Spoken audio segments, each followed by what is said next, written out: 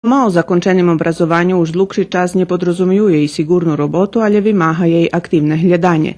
Preto bar zvážne načas naučiť, jak se piše CV, prowadzace pismo i inše, na co keresturských maturantoch ruského oddelenia gimnaziji Petro Kuzmjak zdohadli volonterki Dijana Krajinović i Vanessa Međeši. Školjare na tim treningu i u veljočislenih robotnjak, ktorý porobeni, robili simulovali podprijemstva, gdje oni konkurovali, pisali svoje biografije i učeliše jak vyznačiť svoje pozitivni boky, svoje charakteristiki, gdje bi robotodavatelj obačal i baš ih vybral na tu robotu.